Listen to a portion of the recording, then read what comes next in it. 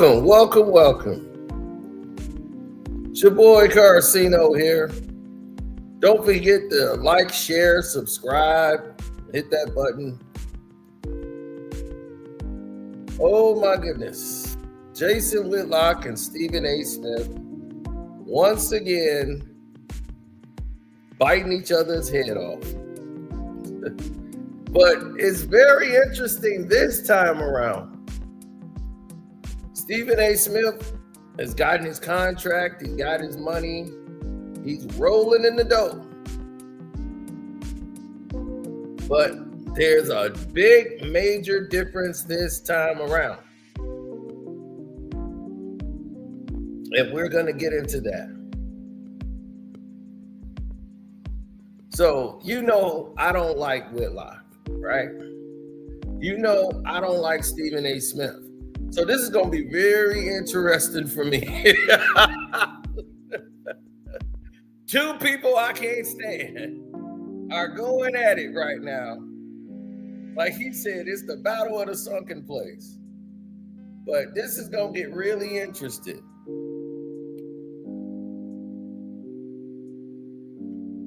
Very interesting, really fast.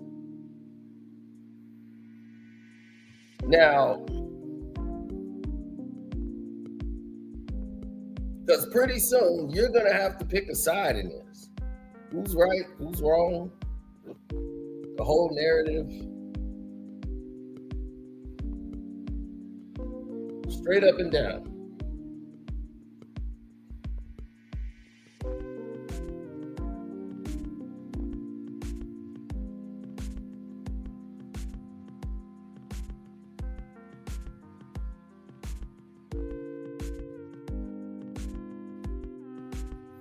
Now, everyone loves to text me as soon as I go live.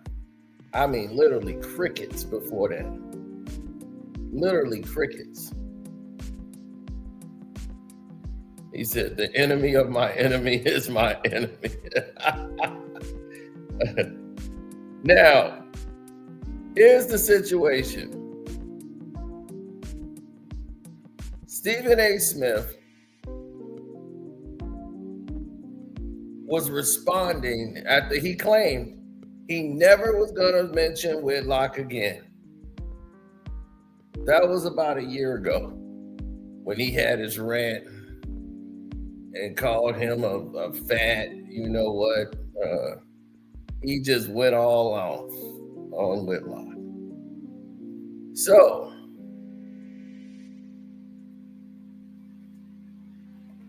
we all exposed him.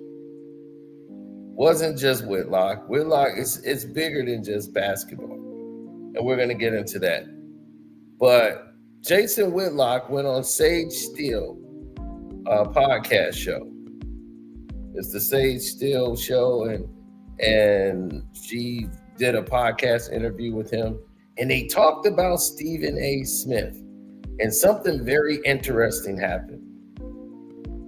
Let's let everybody hear some of it. I don't want to just sit here and beat up on Stephen A., but I think he's more dependent than McAfee or even Colin Cowherd.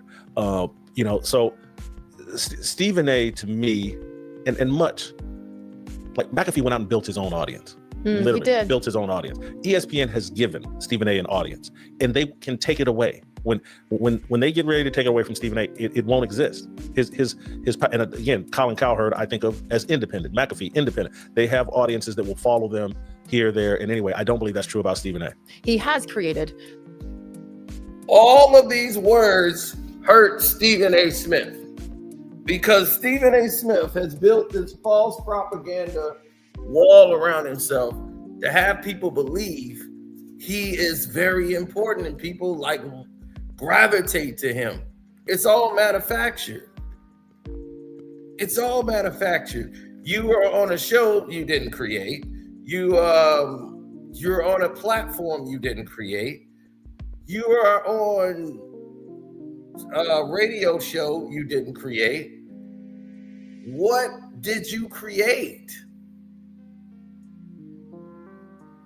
You've had 3 YouTube podcast shows that have failed. miserably until you start talking about Kwame Brown. And then he dug you out the mud. Then Gil did the same thing. He's still doing it. So it seemed to be like you have no real core audience of yourself, for yourself. You have a core audience that needs to gravitate to something in order to move forward. Now, this burns because it's Sage Steele, somebody who's pretty much still in contact with Stephen A. And she allowed him to come on this platform, which would aggravate somebody like Stephen A. And for him to speak with so much sense and calmly break down and poke at the realities of the situation, that's going to hurt Stephen A.'s feelings. And it did. Some separation there with his YouTube, which I, again, give him credit for convincing them to promote his YouTube show on First Take. They don't get any chunk of that. Like, I think he's smart enough to know that he needs to have something else besides anything that has ESPN's name on it. And he's gotten permission to go talk politics, talk on any talk show that has nothing to do with sports. I'm not trying to simply diss Stephen A., but without ESPN, it all goes away. You don't think people follow him? No. Why? Because he's inauthentic. And these other people we're talking about, whatever problems I may have with Pat McAfee, I think he's authentic. Whatever problems I have with Cowherd, I think he's mostly authentic. And I think he's built a real audience that he has transferred from ESPN over to FS1. There's a reason why Stephen A. pretty much won't leave ESPN unless they push him out, is because he has no audience without ESPN. He's not interesting. And I know that sounds crazy because he has a reputation for being interesting, but no one's going to remember any positions he took, and he doesn't take bold stances. There's nothing, yourself and Riley Gaines and Sam Ponder, people can sit around and say, oh, those ladies drew a line in the sand over a specific issue and dealt with the blowback from that. That's not Stephen A. That's not him at all. He's done whatever is necessary to make as much money in this business as you possibly can, and hats off to him. If that's his end game. There are people that actually do still stand for something in the media, and he's not one of those people. And that's why I think if you take the ESPN name away from him, what's he really saying that people are interested in? He's now running around pretending to be some kind of political analyst, and he just spews talking points, surface level talking points. Again, say what you want about Jason Whitlock. I can't stand him and the majority of his political views and his curtailing. He is 100% accurate when talking about Stephen A. Smith. They say if you want to get the truth, sometimes you put two liars in the room. And then both of them will be telling the truth about the other person. And you'll get all the truth you need from them. They'll be going in there talking about each other. And these are two egotistical, self-centered individuals. And they both doing things for money. Everything that he's pretty much saying about Stephen A. Smith can pretty much relate back to him, except for the fact of this, right? Stephen A. Smith is all backed by ESPN. If he wasn't on ESPN, would he be relevant? No. Because the thing about Stephen A. is he's only built, he's had his YouTube channel and podcast show for years. Years. Going back from like 2016, 2017, around that time. He had No Mercy, Stephen A.'s World. He's been doing all of these different shows. He's had about 3-4 different radio shows. And nobody cares because he doesn't say nothing of note. Once Pat McAfee came over and decided to join ESPN in a partnership, and he was in contract negotiations, and he's sitting there wondering why he's not getting paid. Like, why am I not getting paid? And Pat McAfee's being offered hundreds of millions of dollars. I've been there all these years because he is a partner. You're a worker. It's two different worlds. And once he saw that,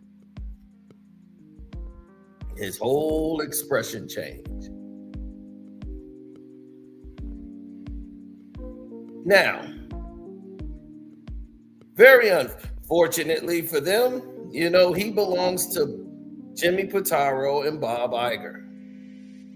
And neither one have any intentions of letting him off the plantation. So he's going to continue to follow suit, and he don't pretty much want to go anyway. He's happy where he is in his station. But let's continuously listen to this. I watch him engage with some of these people, from Megyn Kelly to any of them, that actually know what they're talking about. And he doesn't say anything. And trust me, Megyn Kelly and all the people that keep putting him on their shows, if ESPN goes away, they have no interest, because he's not going to say anything interesting. Which I think deep down, maybe he knows that, and that's why he's trying to create all this, and they'll never tell him no. I mean, he has gotten to the point where it's we said this before, it's the Stephen A rules and it's everybody else. Stephen A and Bob Iger clearly have a special relationship, yes. And they clearly have plans for Stephen A to go beyond being a sports talk host, or Bob Iger does. And that's why, after I read his book, and I immediately started explaining, like, oh man, there's something more here. This guy wants to run for president. Someone's put this battery in his back. And so this was 2.5 years ago, or that I was, and people were saying I was crazy. And now no one says I'm crazy. Because wait. Exactly. We've all stated this about Stephen A. Smith. Once that book came out, it confirmed a lot of things that we needed to know. There's a lot of questions that we were asking.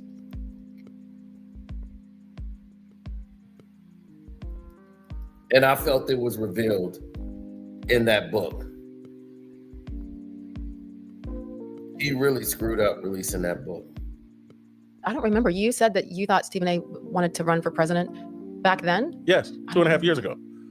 You read his book. It's clear as day. His book is written as a prelude to him running for president. As soon as I read it, I was like, oh man, this is what all these political people do. Obama and others, they all write these fantasy memoirs that put them in position. Do you think he will?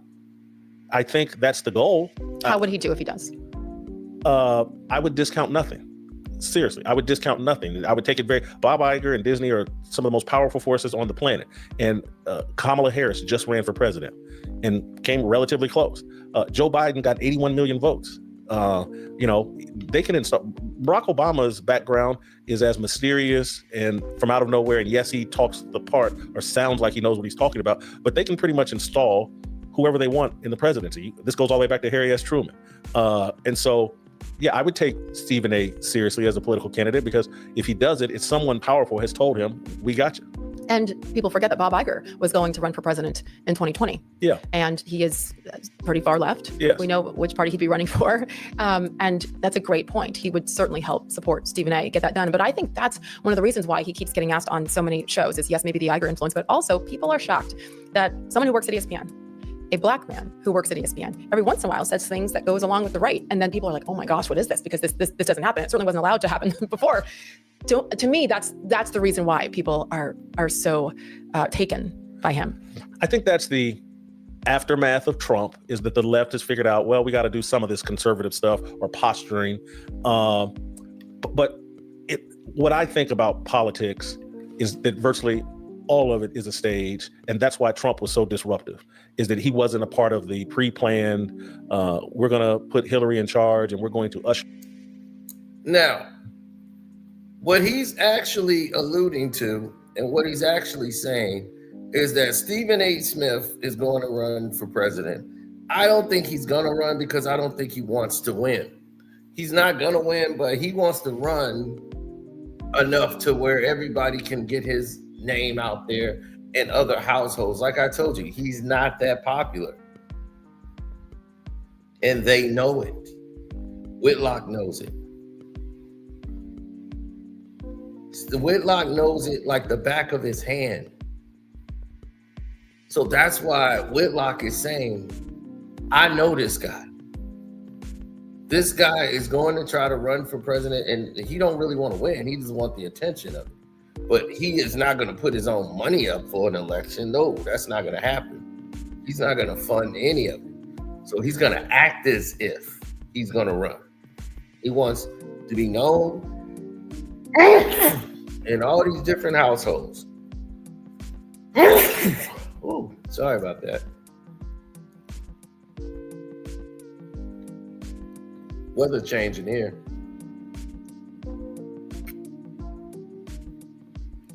Yeah, he wants to run.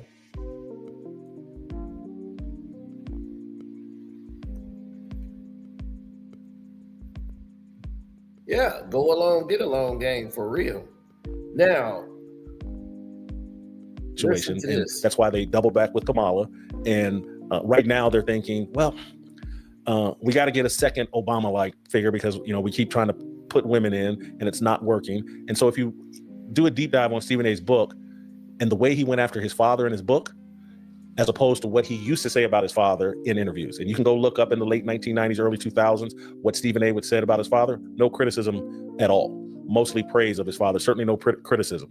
And then he comes out with this book where he basically says he had an absentee father and he can't stand his father and it's all about his mother.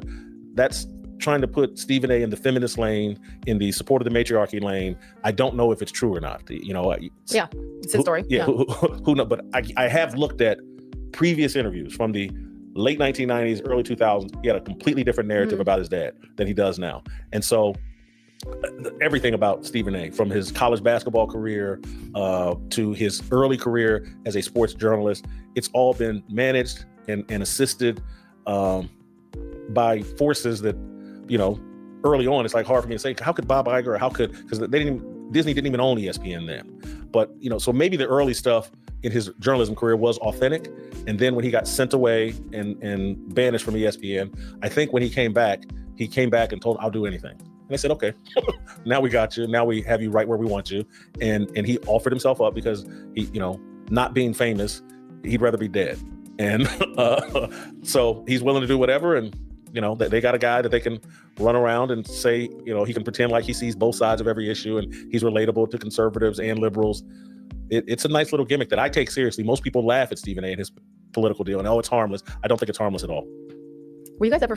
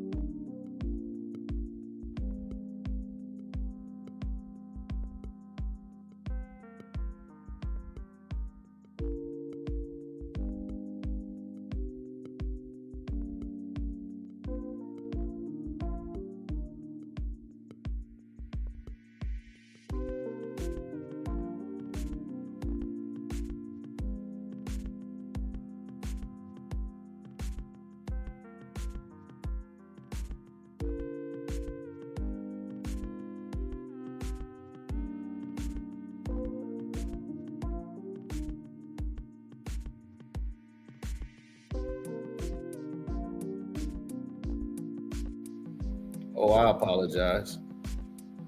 Sorry about that. You guys couldn't hear me. I had it on mute.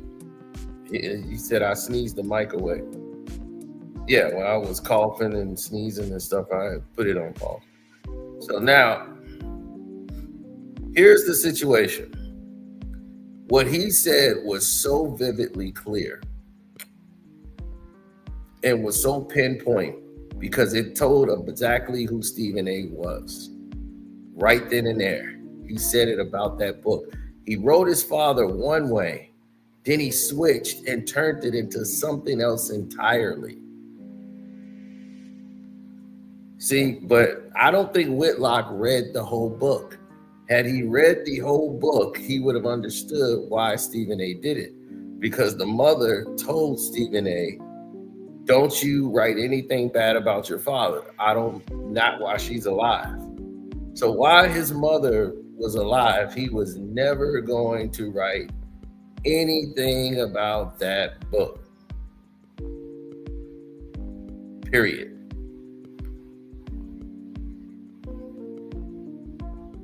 So the fact is, the father, who I do my own research years ago, I found out about his father and knew how his father was from people that knew, like the family, like they did not like the father.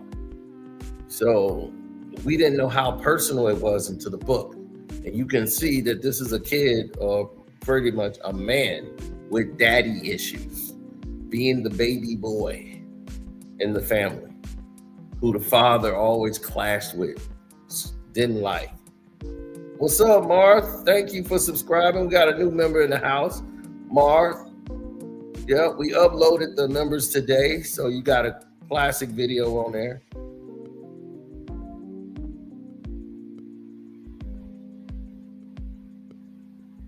Absolutely. Now,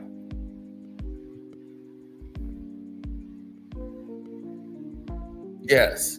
Now, breaking that down to how he was with Bob Iger, who you see in this photo. And on the other side is Jimmy Pitaro, ESPN's boss and Walt Disney's boss. And as you can see, Stephen A. does whatever he can to please Massa. When he came back, he was never going to get kicked out again. When he spent those years outside of ESPN, he didn't like that. He had fought so hard to get there. Now he's soft shoeing, shucking and jiving. He's doing whatever he can to stay in the house and become a man you don't trust. But he keeps trying to create an identity for himself. So you hearing Whitlock break this down. This is why he's so mad. He is big mad. Friends? I wouldn't know, not friends. We friendly, but we were never friends. I was off in Kansas City. I wasn't in the East Coast. And so, we weren't, he's NBA, I'm football. And I'll tell you a story. This is when I would say we're friendly, but this is when I realized, like, man, we're really different.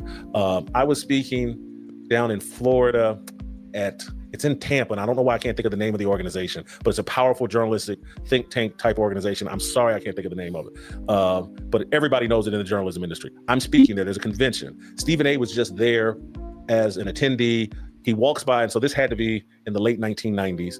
He walks by, and I was like, hey, Stephen A. And come on in. I'm speaking in front of 50 people or 75, I'm not sure. And I was like, hey, there's Stephen A. Smith. And I introduced him to the audience. And I was like, Stephen A., say a couple words. Stephen A. talked for, I think, 17 straight minutes. And he only stopped because I was like, hey, Stephen A., I gotta give this speech here. And that's when I was like, wow, this guy is different. Who can talk 17 straight minutes about themselves, turn the conversation into how he's been disrespected and mistreated and faced this unbelievable racism in the industry. And I'm like, that's never been my point of view. And that's certainly not a message I would be sending to young people that, you're going to face all this terrible discrimination, blah, blah. That's not my story. That's not Stephen A.'s story. People have bent over backwards helping Stephen A. Smith at the Philadelphia Inquirer and every place else he worked, but he's standing in front of a group of young people and young journalists and telling them how he's been mistreated and faced all this racism, and this just goes on. And I was like, he's so unaware, like everybody knows, like, that's not my perspective. Mm-hmm. That's not my point of view. He's taken over my deal, and I'm like, I so regretted asking this. Yeah. And he's also turned it into an incredible career, period. So there are people who say, why is Whitlock so obsessed with Stephen A? Whitlock's jealous of Stephen A. Why does Whitlock talk about him so much? Because he's important. He's running for, in my view, the presidency. He has acquired a lot of power at the most powerful sports media platform that we have here in America, ESPN. Stephen A. is important, and he should be talked about. Stephen A. is out there as a representative of what all sports journalists should be, but particularly Black sports journalists. You should be loud. You should be a know-it-all. You should have very little actual journalistic chops. It's just if you have a personality and you can be loud and people can call you entertaining, that's what you should be. I represent something completely different. I want you to be a great journalist. I want, instead of just reacting to the news cycle, I want journalists to drive the news cycle, to be, hey, this is what we're talking about, not someone else telling you this is what we're talking about. Now you react to it. And so. Well, You see, that's kind of the pot calling the kettle black, because he's doing the exact same thing. What's wrong with the microphone? Is there a problem with the microphone? I don't think there's a problem with the microphone.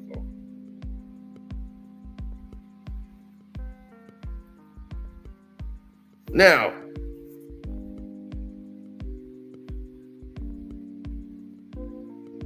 here's the situation.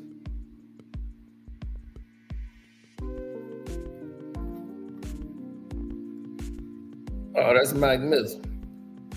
Now, that's the pot calling the kettle black, because he does the same thing. He's not driving like this is the topic. No, you cater to what other people do too. You follow an agenda. Whitlock, you do the same thing. Just because you say something calmly doesn't mean you're correct. Just because you put a period in the right place or a comma in the right place doesn't mean you're correct.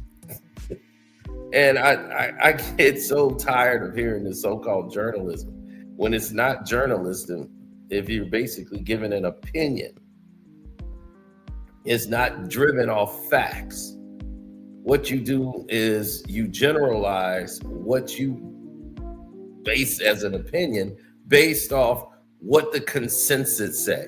If you say, well, the conservative consensus people say this, then 9 times out of 10, this black guy is dangerous to this community.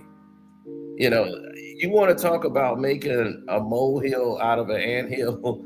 Whitlock is the king of doing that, and that's not journalism. So I don't know where he was going with that one, but it stings Stephen A. Smith, because this is an ego war.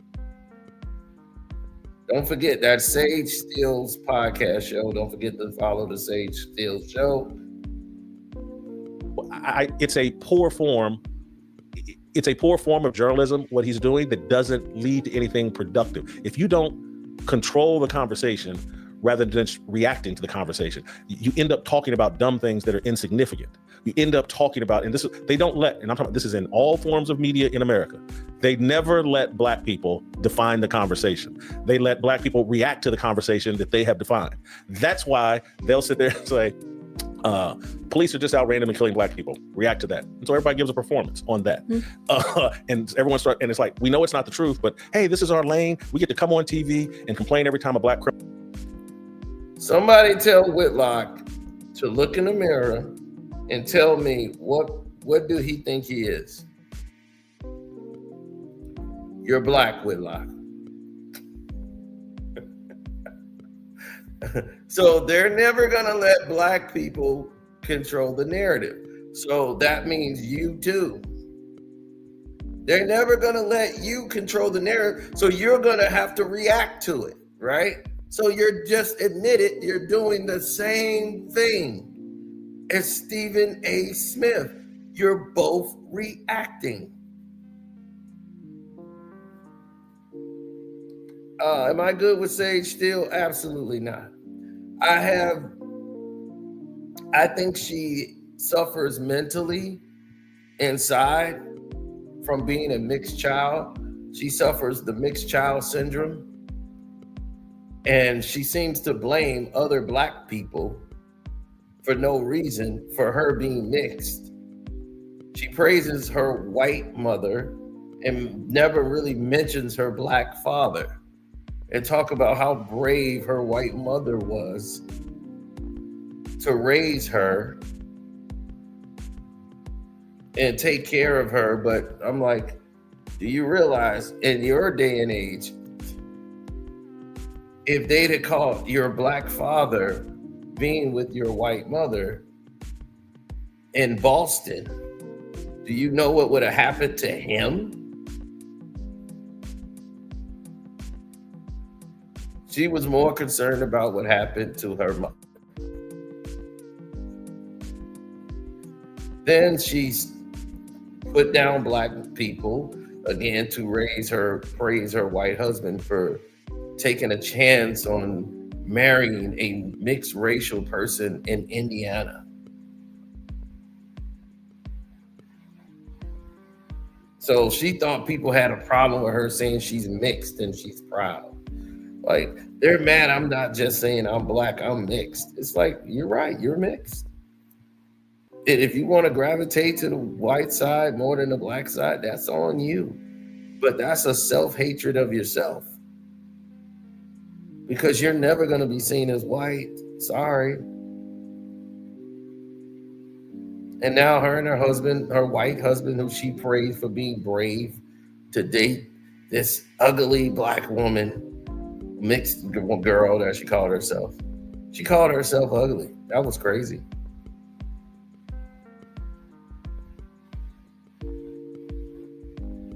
Why she chose to do it, I have no idea. Now, these are words that came out of the mouth of Sage Steele, telling her own story. So this is not somebody putting words in her mouth. But I said support her show because this is the podcast show that she did. Gets killed. That's our job. We get paid. We'll get on CNN. We'll get on all the news networks. Whereas a journalist wants to define the conversation and start, okay, well, here's what's really crippling, hurting, making black people struggle. The collapse of the black family structure. Let's have that conversation. Yeah. And that's what, if you go back to 2013, 14, when I was back at the Undefeated, this is why. Which was at ESPN. Yeah, at ESPN. Mm-hmm. This is why there was such a problem with me. If you go look at the little bit of journalism they allowed us to do, it's all about we redefined the way people think of Charles Barkley. If you go look at the story that Jesse Washington wrote and I edited and conceived, it was about redefining Charles Barkley and getting people to understand, why does Charles Barkley say these conservative things so consistently? Well, he grew up in Alabama, and the whole area in Alabama was dominated by Booker T. Washington. And he has a Booker T. Washington mentality coming out of Alabama. And we tied it all together. Charles Barkley told me this, but it's the best piece of journalism that's ever been done on Barkley. They don't want black people doing that. Who's they? Who is they? Come on, Sage. You could do better than that. Who is they? You know who they is. They is the reason that you're sitting in that chair. They is the reason that they had to take you off the air. They is the one that's controlling the narrative.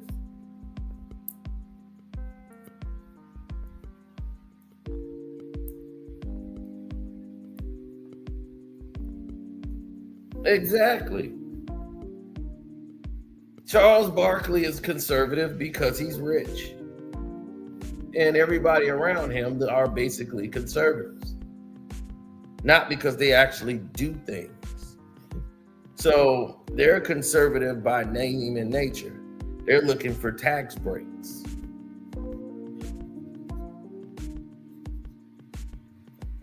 Now,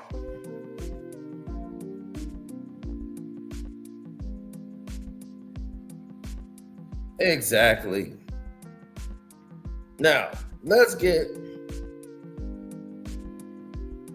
to the gist of all of this. Because after all of that was said, like I said, you could watch the rest on Sage Steele's show on her channel, definitely, if you want to continue the rest of that.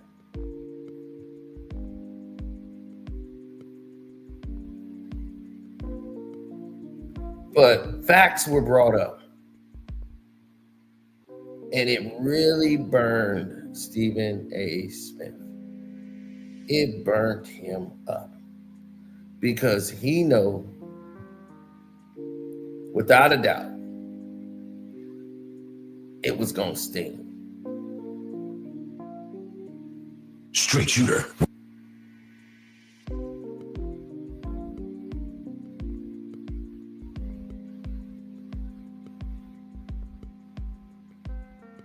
Now,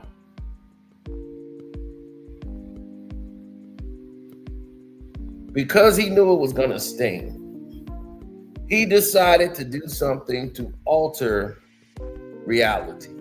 He responded out of anger, out of frustration.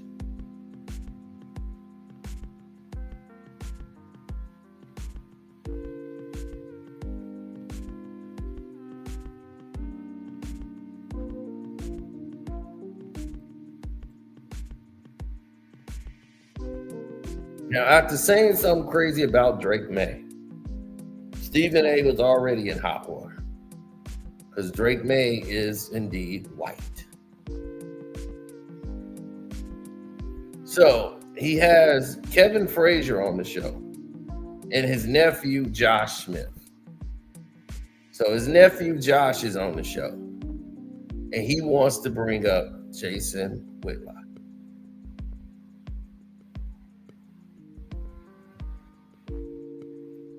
Now, I want you to understand some things here.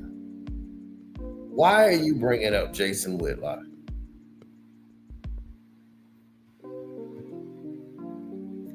Why did you seem a need to bring up Whitlock with your nephew and Kevin Frazier from Entertainment Tonight? Why was the sense to bring up Whitlock and ask them as if they know who the hell Whitlock is or have worked with Whitlock? Yes.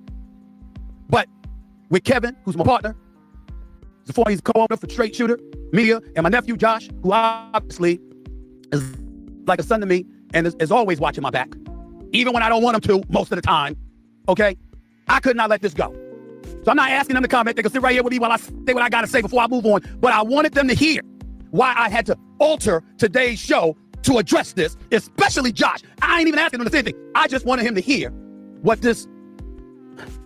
Pastor's watching. My pastor's watching. I'm not going to go there. I want him to hear what Mr. Whitlock had to say while he appeared on Sage Steele's podcast, our former colleague at ESPN. This is Jason Whitlock with Sage Steele. Play this, please. Do a deep dive on Stephen A's book and the way he went after his father in his book, as opposed to what he used to say about his father in interviews. And you can go look up in the late 1990s, early 2000s, what Stephen A would say about his father. No criticism at all. Mostly praise of his father, certainly no criticism.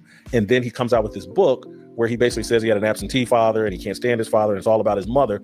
That's trying to put Stephen A in the feminist lane, in the support of the matriarchy lane. I don't know if it's true or not. Yeah, it's his story. Yeah. Who knows? But I have looked at previous interviews from the late 1990s, early 2000s. He had a completely different narrative about his dad than he does now. And so everything about Stephen A, from his college career to career as a sports journalist, it's all been managed and assisted by forces that, early on, it's like hard for me to say, how could Bob Iger, because Disney didn't even own ESPN then.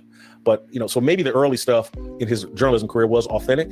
And then when he got sent away and banished from ESPN, I think when he came back and told, I'll do anything. And they said, okay, now we got you. Now we have you right where we want you.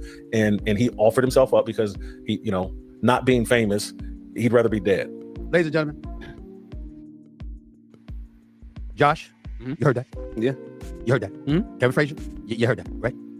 Steve, can I just say something so that people understand that? I'm going to respond, but go ahead, real quick, go ahead. Both Sage and Jason, we have known for years. The circle of Black journalists is incestuously close. We have known each other since the very beginning. So to question each other's origin story is insane because we were all there. I was there when you were making your way up. I saw each and every step. I saw each and every step of Sage, and I saw a lot of steps of Jason. So to question that, knowing how tight that circle is ludicrous, and that's for clicks. That's Kevin Frazier, you don't know this, even though I wrote it in my book. I never spoke negatively about my father because my mother asked me not to.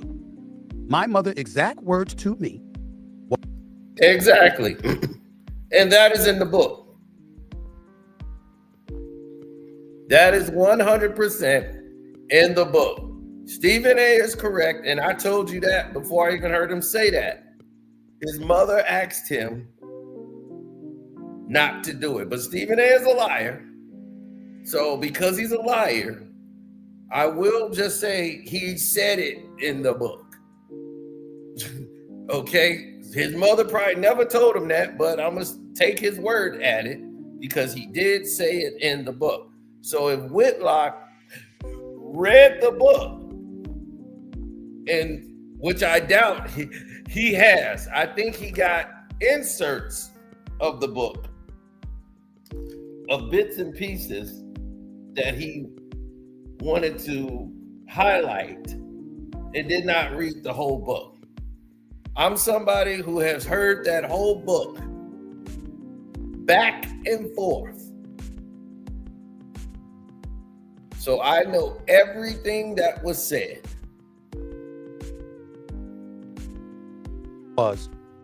Do it when I'm dead and gone.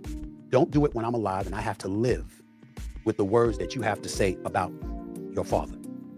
What I did in speaking about my father was talking about what he did and the effect that it had on our family. I never said that I didn't love him. I never said that I hated him. I never said any of those things. What I said was I resented the impact that it had on our family and my mother, but I never spoke about it because my mother always asked me to be quiet until she was dead and gone. Am I telling the truth, Josh? Yeah, you're telling the truth. I mean, you want me to chime in or? No, I just want you to say what you have to say before I lay into him. Okay. I just want to give you words because that is your grandmother and your grandfather. So I just wanted to give you an opportunity. I thought it was inappropriate for me to just speak on it while you're on camera and not give you an opportunity to say something. So go ahead and speak. Well, you mentioned earlier, I don't protect your brand and stuff. So I try to keep it as clean as I can keep it because like you said, he is talking about my grandparents. And if anybody thinks that you're making up anything, I'm the person out here now that could pretty much stamp what it is that you're saying. And when he said you had nothing but high praises for your dad, that's a lie. And I love him with everything in me. And if that's a lie. Like that's the biggest lie. And if you're gonna say that, then I wouldn't put credibility into anything that he's saying. Okay, now sit back, y'all, just recline while I deal with this dude once and for all. Okay, that wasn't all he said. He had a lot more to say. Before I go any further, let me stay here though. This same dude, ladies and gentlemen, working over there at Blaze, trying to, as he's a piece of God a lot. Tell me what's God like about what he does. He talks smack about people. He ventures into the personal. He swears up and down he knows stuff he can't possibly know. He does all of these things. And he hides behind a cloth of truth. This is what he's trying to swear that it is, but never telling the truth about himself. How were you acting before you got a job at Blaze TV? What proclivity did you have, Jason Whitlock? We can tell other people's personal life, but we don't want to get into yours, right? Looking like a damn walrus. This is who you are. Woo! Stephen A is hot. Call that man a walrus. He hot. I told you, you put two liars against each other, man, and the truth gonna come flying out. What did you do to get yourself put in that situation? What did you do? Oh, this ain't a script, buddy. This ain't a script. What's happening here is a meltdown. He's bothered. Stephen A. Smith is bothered. And he's bothered so bad, he has really went off the rails. The lion ass that you are. Ladies and gentlemen, this dude literally tried to say I lied in my book. Did you contact Amy Bell from Simon & Schuster? Because you see, they fact check everything. I'm a New York Times bestseller. I know that hurts him to hear that. You want to be in media. You want to be in front of the camera. I work for ESPN. I work for SiriusXM. Plus, I own my own platform. Who are you working for? And by the way, you're working for them. Why? Because you can't get a job anywhere else. Now, here is the facts. Everything that he said is the truth. Whitlock can't get a job at ESPN. He can't get a job at Fox. And Fox is conservative. And they don't want to hire him. They don't want this guy around. So the same things that he said about Stephen A. Smith, it's kind of the same things that he could say about you. Why you're not in these places anymore. Nobody put you out. They put you out. The networks. You were at Fox.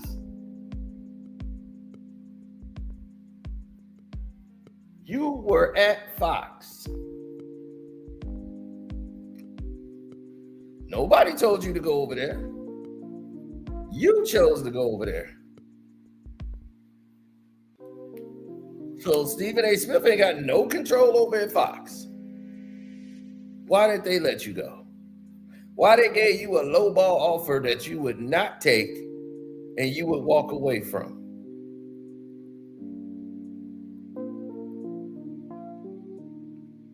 So you have to look at it in the mirror. Both of y'all are part of the problem. If you left Blaze, like you said, Stephen A. Smith, if he goes somewhere and nobody would follow, who's gonna follow you somewhere? Who's following Whitlock?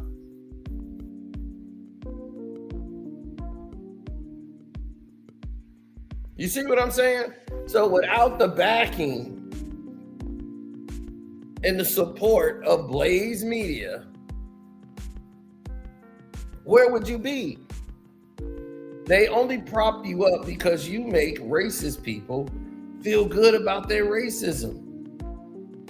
They go, oh, great, I got a black person that thinks the same way as me, so I can't be racist. Oh, wow, that was close. I thought I was racist for a minute, but no, this black guy says the same thing I said.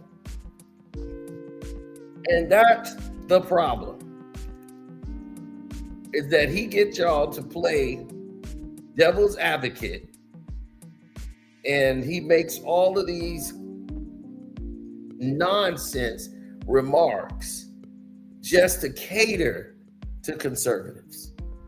So right now, Stephen A. is on point. But he talked about his book, saying, oh, you got to check with Amy. Don't worry, I'm going to check with Amy. And I want to see how she fact-checked your book. I want to see the process that went along with fact-checking that, because I found a lot of lies and inaccuracies in your book, sir. How come Fox won't hire you? How come ESPN won't hire you? How come CBS or NBC won't hire you? How come you can't get a real job? You don't talk about that. This is the kind of stuff that happens. He has gotten to a point where if you look at him, the only way he's making money is off of talking about me. He talks about me all the time, y'all. He talks about me all the time because you're not where I'm at. You know, you're the dude that slide papers on to athlete conversations. That's the dude you are. You're the dude that's and go about the business of undermining in your professional career. There's a reason, ladies and gentlemen, you can say what you want about me, but you notice that you see me at basketball games, you'll see me at football games, you'll see me at boxing matches, you'll see me at UFC matches. You know why you don't see Jason Whitlock there? Because he can't show it for the public. Because he's scared of what's going to happen to him. Because how many enemies he has because of all the lies that he has told, especially about black people. This is the devil in the flesh. I'm talking right now to the people who work with him. Y'all are next.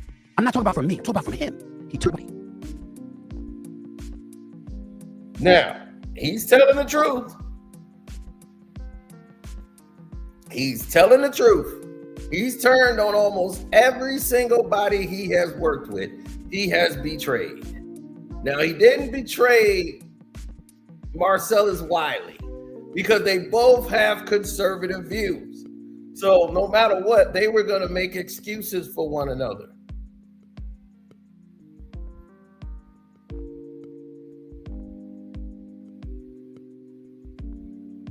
He said this man is the devil because he said these things about him. He will lie, he will deceive, he will do everything. Satan is his father. When I said what I said about him, he tried to call Winston-Salem State acting like I was lying about having a basketball scholarship. At least that's what they told me. Do you know what else he did? Are you ready for this? Put Kevin and Josh back up on the air. They want to see their face when I said this. Do you know he called my pastor, Pastor A.R. Bernard from the Christian Cultural Center in New York.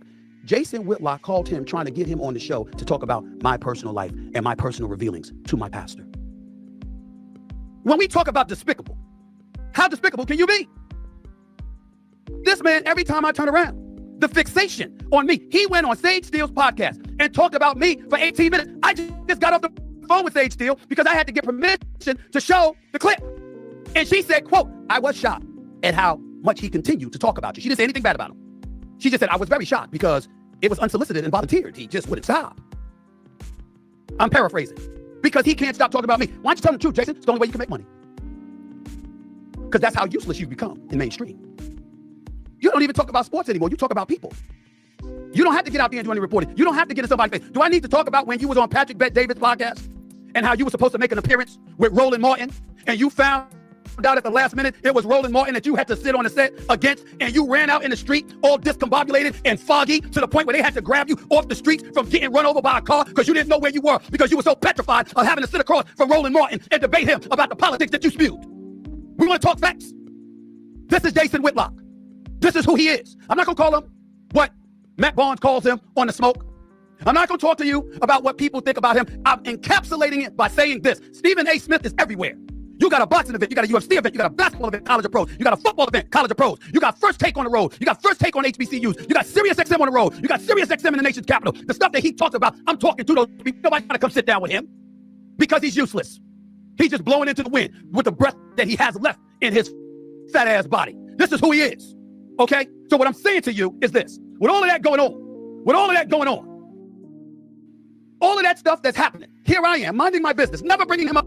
And all he does is bring me up because it's the only way he can make money. Jason Whitlock is hurt. Woo! Man, he going hard. Two buck dancers going at it. And you're getting a lot of truth. You see how they tell the truth about each other, but neither one are saying anything about why they really upset.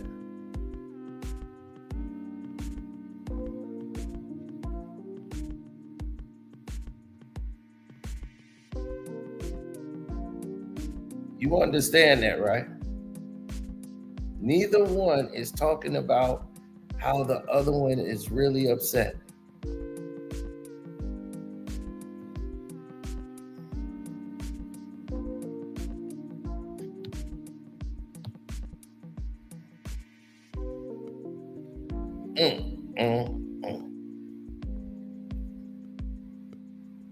Stephen A. Smith. Because I'm where he wants to be. You were a columnist in Kansas City. You came to ESPN and was handed the reins to the undefeated, which is now Escape. John Skipper gave you the reins. You alienated Rob King. You alienated Leon Carter. You alienated Jerry Bembry. You alienated a whole bunch of other people that worked under you. You treated people like trash. You thought that when it came to black folks, you were the only person that could get things done when you got nothing done. The site never got off the ground until after you left. You went into business with supposedly you were supposed to be connected with Clay Travis, and you blew that. Meanwhile, Stephen A. keeps climbing, never bringing you up. And you discovered that the only way for you to make money is to talk about me. And then don't have the decency to tell the truth. My book was written by me, every single word. The audio book, every single word. Fact checkers at Simon & Schuster. You don't become a New York Times bestseller, and you're not a book that they promote if it's a bunch of lies. Amy is the editor over there. Call, she told me to tell you. Feel free to call her if you want to know facts. You know they want me to write another book too, right? I know that hurts you. I just want you to be careful, because when you take a deep breath, it looks like you're gonna fall over and croak. I'm not wishing that upon you, bro. I take that back. I'm not wishing that upon you, Jason, because you ain't no bro of mine. One of the most despicable human beings, gonna bring up my father and then question the veracity of my words as if I got to lie, especially to somebody like you, who's less than a damn roach. One of the most despicable human beings, a roach, a rat, got more of a soul than you. You lie all the time. You denigrate all the time. You insult all the time. And then got the nerve to bring up God. That's what he does. Same thing you do, Stephen A. Smith. I tell you, the pot that calls the kettle black, you do everything you just said he did. And then got the nerve to put God on the end of it. Talking about a pastor. What's godly about what you do, Stephen A?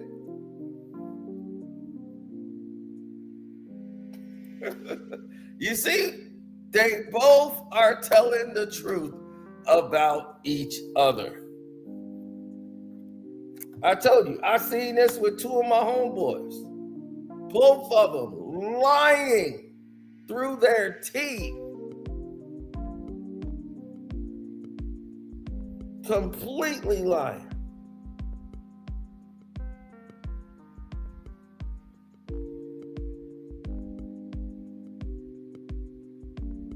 And you see what transpired. Both of them completely lying to each other.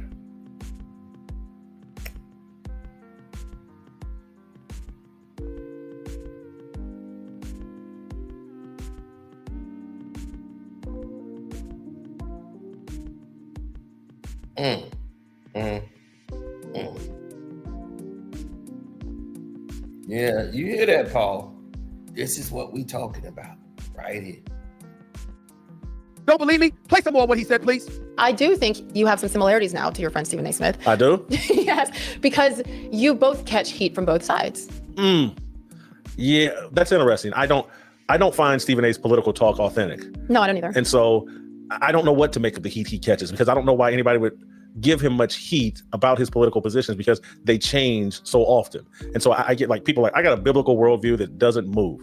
And so I get why people, sometimes people think I'm self-righteous, and then they go, but man, this guy talks about his own failures and problems and all of that. So I'm not really self-righteous, but man, Stephen A deals with something different than I do, because I think none of Stephen A's positions, in my view, are authentic. And so the heat that he catches doesn't feel authentic either. It's like, that's his job. Well, I think he's very strategic. Enough. Jay Steele, you're absolutely right. I'm a strategic individual. Kevin Frazier, have you known Sage Steele to be strategic?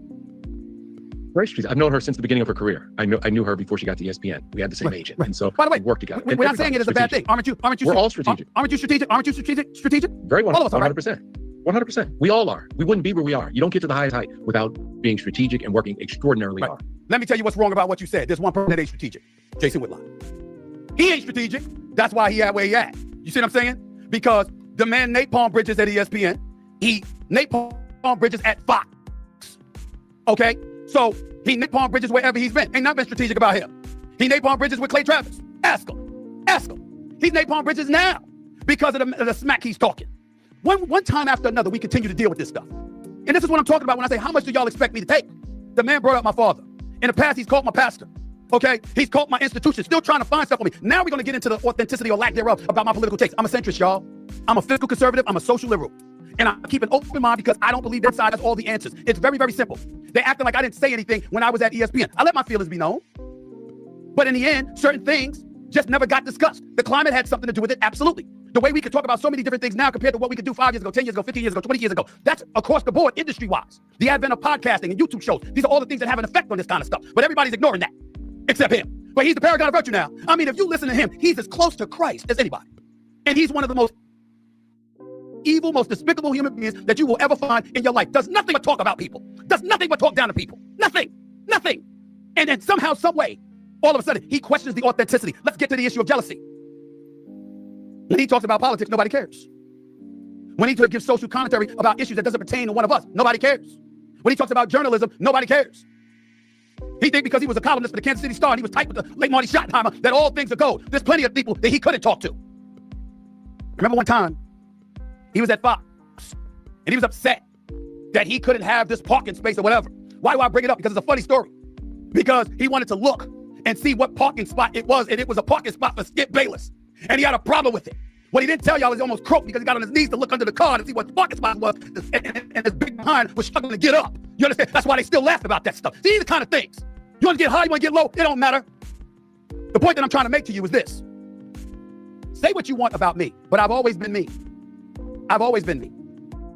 And when it came to him, the same person who has no credibility, the same person that who is he and all of this other stuff, is the same person he was clamoring to work for him. Could I please talk to him? Could I please help him make the undefeated successful? Reaching out to Isaiah Thomas. Didn't compel Dan Le Batard to talk to me, but certainly cried to him, along with various others. I had no words for him because he'll stab you in the back. He cannot be trusted. Cannot be trusted. Key word to end on, Stephen A. Smith. Now, if y'all want to see the rest of that, y'all can go to the Stephen A. Smith podcast show, Straight Shooter. Now, let's bring Stephen A.'s first remarks back up. Inaccuracies, or basically lies, in his book. This man, who's known as Stephen A. Smith, has been telling so many different stories. And it just wasn't adding up to anything that was relevant or made any sense throughout his book. He keeps talking about this love affair basketball. He kept talking about how he came from Hollis, Queens, and people were looking out for him. and through his high school years. Stephen A. Smith, you went to Thomas Edison High School. That is an academic high school.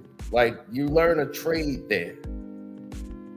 It's 98% white when Stephen A. was going there. There were like 3 black people there. And he was one of them. So in 1984, 2 years prior to the graduation, there's not a single black individual in the senior class. The student body was 100% white. It's odd how he never mentioned this, given the tendency to inject race into every conversation.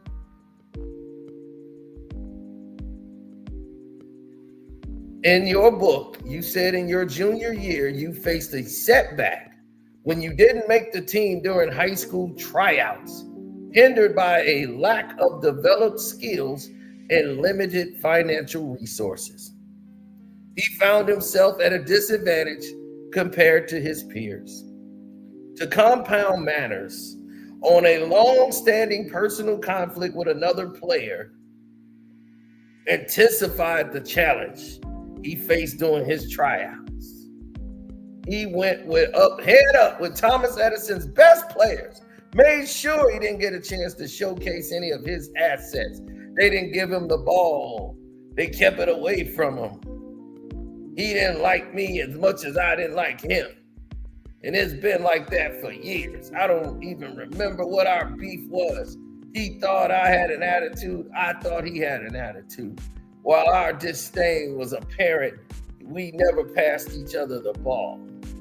We never passed each other in the hallways. It went further than that.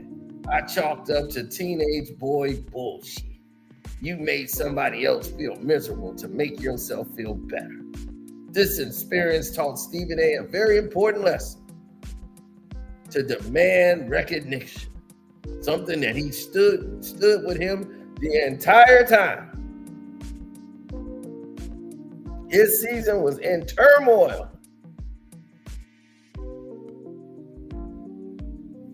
Because he chose to major in electrical installation instead of pursuing his dream of becoming a lawyer.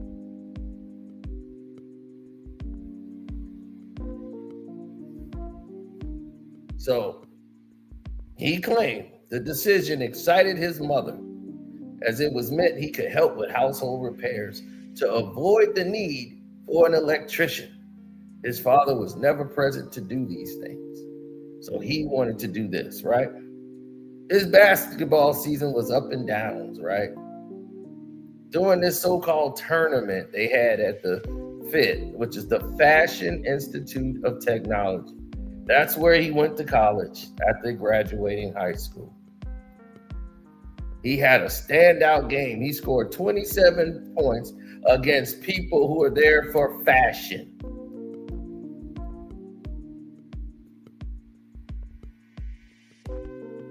So, failing on the test for his electrical installation assignment, as Stephen A., of course, you know, failed the 3rd and 4th grade, that rendered him unable to play basketball for the remainder of the season for a Fashion Institute of Technology because he failed an electrical installation assignment.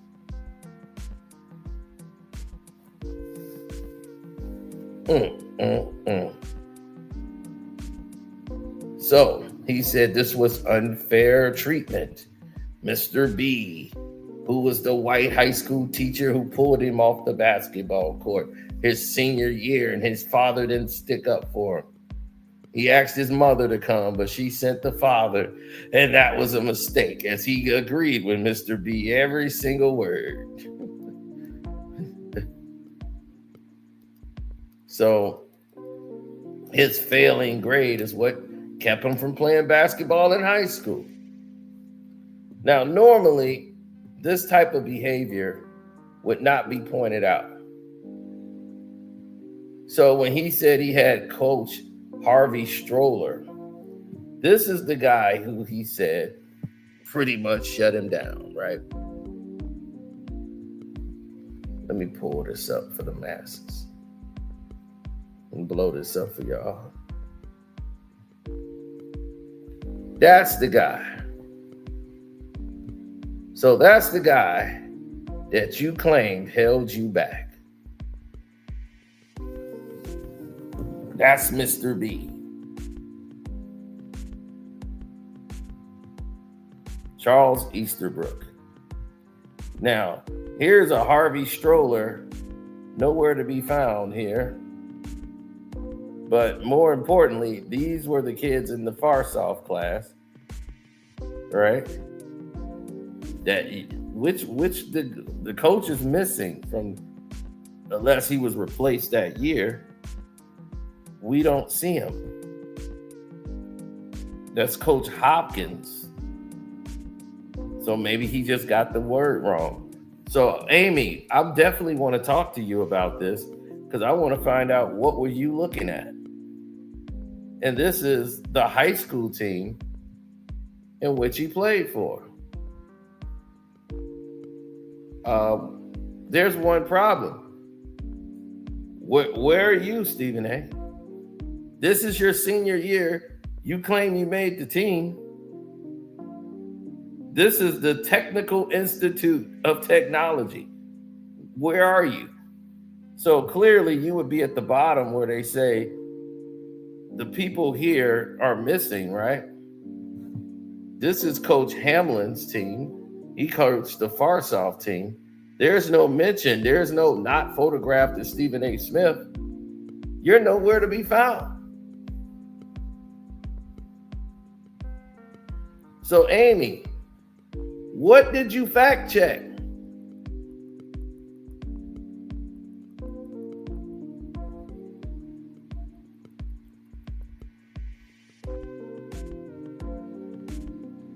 Your book has so many inaccuracies and lies.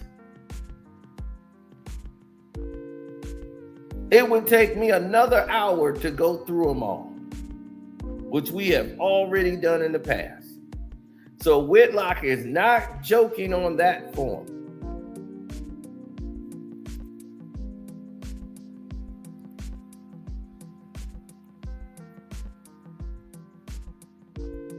I'm somebody who sent Whitlock information.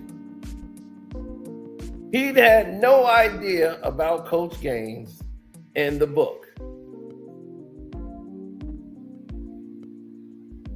That was the biggest ingredient that you put in there, that you got on the team with the legendary Winston-Salem State University coach, Coach Clarence Gaines. Harold Kitt, who's a alumni of the school, got you on the team. That's Harold Kitt. He the one that saw you shooting at the playground and took you up there and got you on the team.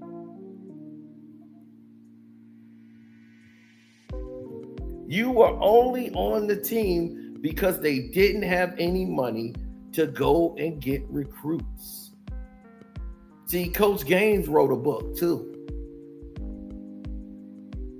Long before he passed, that never mentions his star player that he loves so much, and this big incident where he was fired because of your article never exists in his book. In Coach Gaines' book, he was removed because of a rule they came that you couldn't pay a coach past the age of like 71. They made an NCAA rule. So he was going to have to step down and retire. That was 3 years after your alleged letter that shocked the whole university. That doesn't seem to appear anywhere. According to Stephen A.'s story, he had a scrimmage with the starters in which he went off and he scored 17 straight three-pointers. He was Steph Curry. He couldn't miss. And with that, he got a scholarship. He said, "See you in August, son. I have received a full scholarship." Now, here's the things that's pretty different. When you start thinking about the legendary Coach Gaines, and he started talking about this guy, he never even spoke to this guy. Stephen A. never played in a game. All that he averaged 1.5 points is a lie because he never played. He never played in one game. He sat on the bench, and in a practice, he got himself hurt. They needed guys to fill up the roster. They could not go out and recruit. They didn't have the money.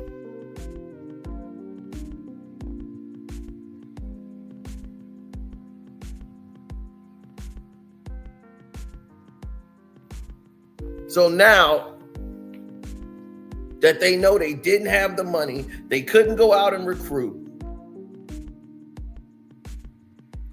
Now you see where they end up.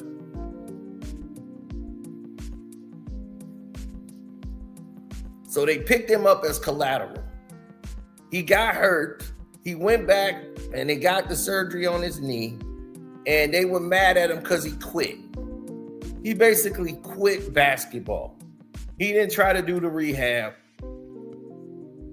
He just said, "Oh, my knee is destroyed. I quit." And they was disgusted with him. And he lost his scholarship. He went crying to the office, and he got a journalistic scholarship where he had to work to stay on as Winston-Salem. One of the teachers spoke up for him to the dean. So he didn't have a 4-year basketball scholarship. That's what he's trying to tell people. He got a 4-year scholarship from basketball. Dude, you never played a game for the university. They only let you go along with your lie because you paid money.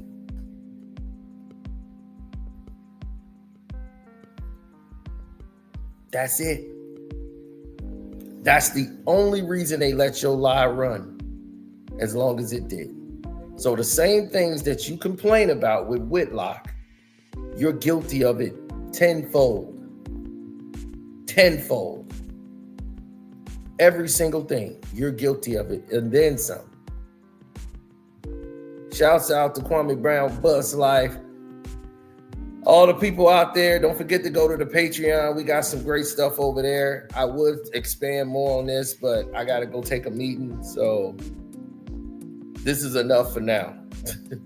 More than enough. I'm out.